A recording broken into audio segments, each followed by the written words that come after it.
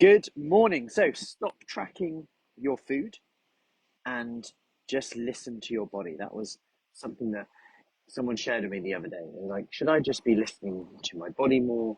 Do I need to track? Do I not? This comes up a lot, and it's actually a really interesting one. I'm glad this was brought up. So, firstly, consider that tracking your food can encompass many things. That can encompass writing down a food diary, tracking calories, tracking points, tracking macronutrients, tracking vegetables, tracking plants, tracking uh, protein intake, you name it. And actually, tracking in the research is one of the habits which is associated with weight loss maintenance. So, people who keep weight off for 10 months or longer, one of their habits is tracking. Now, how you track can be a bit more intuitive and also a bit more objective, if you like.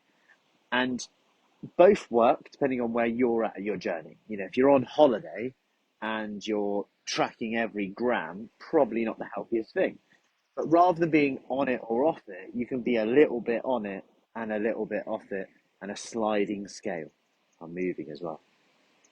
Because actually, that's the secret. It's not about on off, but actually making mindful choices within objective knowledge. And what I mean by this is actually tracking calories for a period of time, tracking protein for a period of time is actually quite a good thing to do because it educates us. We actually go, oh wow, I didn't realize that was high. I thought that was really nutritious. I thought I was being good by having um, a peanut butter sandwich instead of a cheese sandwich. So it comes up, but actually, they're like the same in terms of nutrition, really, give or take. And actually, I really love cheese, and I thought I couldn't have cheese, but now I can have cheese. So all of a sudden, by tracking calories, they're less restrictive. Although people might say tracking calories is really restrictive, actually, they're now less restrictive because they can eat cheese rather than think with their beliefs about peanut butter being healthier than cheese and put it on a pedestal.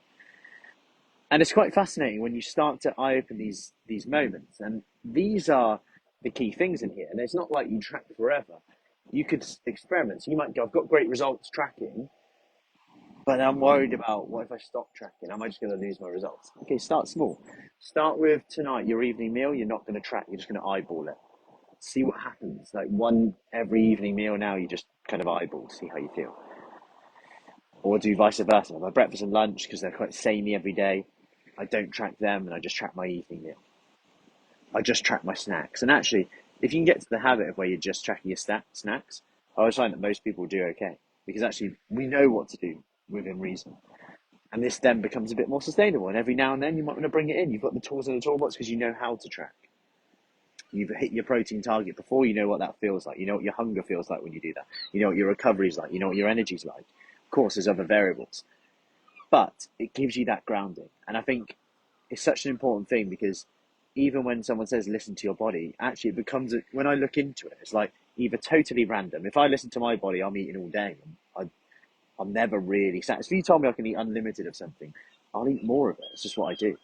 I have an incredible appetite, and probably from my Italian upbringing a little bit, mangia, bread, pasta, more pasta, 5 plates of pasta, delicious variation of food, different courses, different flavors. I put away a hell of a lot, and I loved it. Um, so just you've got to know you as well. And with intuitive eating, when you look into it, it just becomes either totally confusing because of the lack of structure and overwhelming, or it actually just becomes a form of tracking, which is fine if it works for you again. It's like we use our meal maker, and it's like getting protein at every meal, vegetables. You know, although it's very flexible and it's not tracking calories specifically, you're still tracking something. You're tracking macronutrients inadvertently, but you only need your hand. But it makes it easy. So these are all real tactics. Morning, Patricia. Tactics that you can apply straight in and decide whether track how you're going to track, if you're going to track, what you're going to do, even if you're tracking up here, whether it's writing down, whether it's using the meal maker, whatever it is. Because there's an important thing to consider. When you be really open with this, critical with this, you can start to find a plan that works, that is a sliding scale. Rather than on, off, you're a bit on, you're a bit off. Anyway, hope that helps. Have an awesome Monday, and I'll